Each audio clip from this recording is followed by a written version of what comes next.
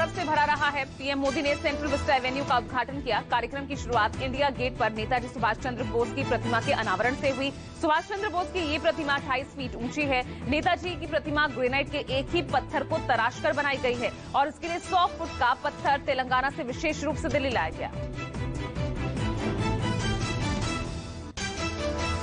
वहीं नेताजी की प्रतिमा के अनावरण के बाद उनकी बेटी अनीता बोस फाफ एक पत्र जारी कर अपनी खुशी का उन्होंने इजहार किया। साथ ही इस बात की भी पुष्टि की कि नेताजी की मृत्यु 18 अगस्त 1945 को ताइपे में प्लेन दुर्घटना में हुई थी। उन्होंने दावा किया कि जापान की राजधानी टोक्यो के रेनकाजी मंदिर में नेताजी की अस्थियां पिछले 77 साल से रखी हैं, जिन्हें वापस लाने के लिए वो पीएम मोदी से मुलाकात करना चाहती है।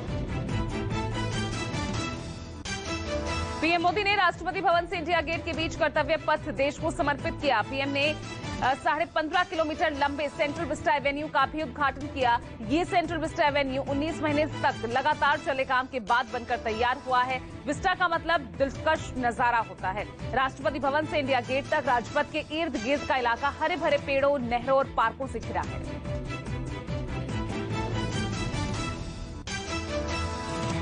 आज से आम जनता के लिए सेंट्रल विस्टा एवेन्यू खोल दिया गया है। दिल्ली मेट्रो यात्रियों को इंडिया गेट और सेंट्रल विस्टा जाने के लिए बस सेवा मुहैया कराया जाएगी। यात्रियों को भैरव रोड से बस मिलेगी। ये इलेक्ट्रिक बसें भैरव रोड से यात्रियों को पिक करके नेशनल स्टेडियम सी हेक्सागन के गेट नंबर 1 पर उतारेगी। यहां से इंडिया गेट और सेंट्रल विस्टा तक पैदल पहुंचा जा सकता है।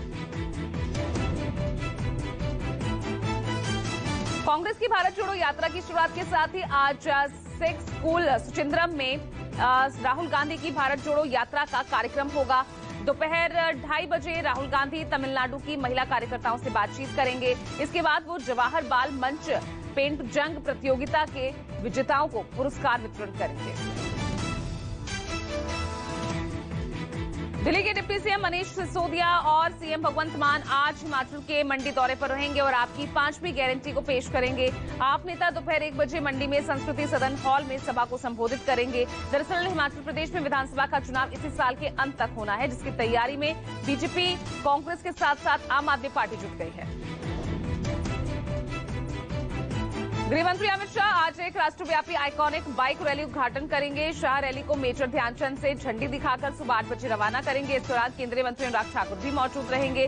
फिट इंडिया भारत के कुछ बेहतरीन फिटनेस आइकॉन्स भी इस रैली में हिस्सा ले रहे हैं, जो भारत में पूरे 75 दिनों तक फिटनेस को लेकर लोगों को जागरूक करेंगे।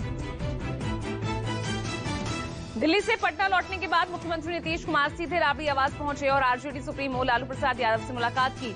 इस दौरान दोनों नेताओं की कई मुद्दों पर बातचीत हुई। दरअसल आगामी लोकसभा चुनाव के लिए सीएम नीतीश कुमार महागठबंधन के लिए पुरजोर प्रयास कर रहे हैं। राजनीतिक रणनीतिकार प्रशांत किशोर ने मुख्यमंत्री नीतीश कुमार पर तंज कसते हुए कहा कि नीतीश कुमार जी यहाँ के बुजुर्ग नेता हैं, वो यहाँ कुछ बोलना चाहते हैं तो बोलने दीजिए। व्यक्तिगत टीका टिप्पणी करना ठीक नहीं है। कौन बीजेपी के साथ काम कर रहा है? जहां तक मैं और आप लोग जानते हैं, अभी 1 महीना पहले तक नीतीश जी बीजेपी के साथ ही थे। नीतीश कुमार अगर किसी को इस तरह का सर्टिफिकेट दे रहे हैं तो यह हास्यास्पद ही है। जापान की राजधानी टोक्यो में रक्षा मंत्री राजनाथ सिंह और विदेश मंत्री एस जयशंकर ने जापान के मंत्रियों के साथ 2+2 मंत्री स्तरीय वार्ता की। इस वार्ता के दौरान दोनों नेताओं ने देश की संप्रभुता और क्षेत्रीय अखंडता पर जोर दिया। आज भी दोनों ही नेता अपने समकक्षों के साथ 2+2 मंत्री स्तरीय वार्ता में शामिल होंगे। दिल्ली के मुख्यमंत्री अरविंद केजरीवाल और उपराज्यपाल विनय कुमार सक्सेना की आज मीटिंग होगी। ये मीटिंग शाम 4 बजे प्रस्तावित है। केजरीवाल सरकार और एलजी के बीच चल रहे सियासी घमासान के बीच आज एलजी और सीएम की मीटिंग पर सभी की निगाहें रहेंगी। दरअसल पिछले कुछ हफ्तों से ये वीकली मीटिंग हो नहीं पाई और अब सियासी लड़ाई बढ़ने के बाद आज की मीटिंग काफी अहम मानी जा रही है।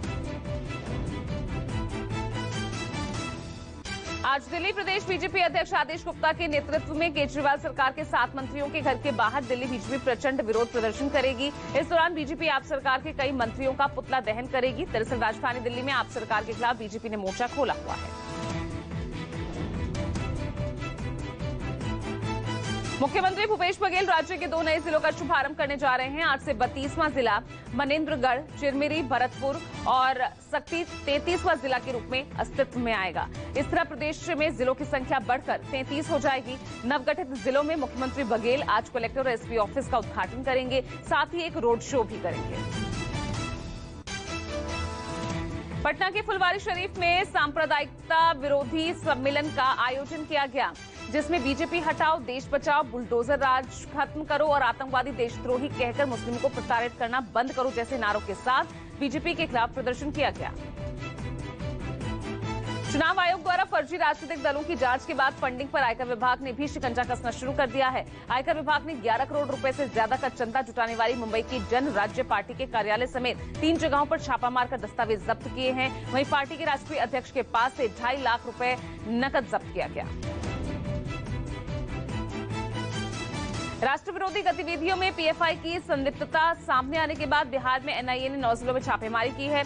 एनआईए ने नालंदा, कटिहार, अररिया, मधुबनी, पटना, वैशाली, दरभंगा, मुजफ्फरपुर और सारण सहित बिहार के 9 जिलों में रेड डाली और आरोपियों और संदिग्धों से जुड़े 20 ठिकानों पर छापेमारी की। फुलवारीशरीफ थाने में दर्ज एफआईआर में नामजदों के खिलाफ एनआईए ने यह कार्रवाई की है। यूपी के गोंडा में उस वक्त हड़कंप मच गया जब यहां डीएम आवास के पास तेंदुआ देखा गया। तस्वीरों में साफ देखा जा सकता है कि तेंदुआ कैसे सड़क पर टहल रहा है। डीएम आवास के अंदर और आसपास के इलाकों में तेंदुए के पैरों के निशान मिले, लेकिन एक बार फिर तेंदुआ देखे जाने से डीएम आवास के अंदर कर्मचारियों में दहशत का माहौल है और इस वजह से एसडीओ से लेकर फॉरेस्ट गार्ड निगरानी कर रहे हैं। यूपी के गोरखपुर से एक युवती के साथ दरिंदगी का मामला सामने आया है। बताया जा रहा है कि पूर्वोत्तर रेलवे स्टेशन गोरखपुर के आउटर पर रात में सो रही युवती को अगवा कर 3 लड़कों ने झाड़ी में ले जाकर दुष्कर्म किया। इतना ही नहीं, उसके साथ मारपीट भी की गई। किसी तरह से इन शैतानों के चंगुल से हटने के बाद लहूलुहान स्थिति में युवती जीआरपी थाने पहुंची और घटना की सारी जानकारी दी। उधर पीड़ित युवती को अस्पताल में भर्ती कराया गया है। महाराष्ट्र के सोलापुर में मिलावटखोरों के खिलाफ एफडीए ने बड़ी कार्रवाई की है। आईएफडीए की टीम ने मिलावटी मावा बनाने वाली फैक्ट्री पर छापा मारा और मौके से भारी मात्रा में मिलावटी मावा बरामद किया है, जिसकी कीमत करीब 1,68,000 बताई जा रही है। त्योहारों का समय पास आ रहा है, ऐसे में मिलावटखोर सक्रिय हो गए हैं, जिसे देखते हुए एफडीए की टीम भी एक्टिव है।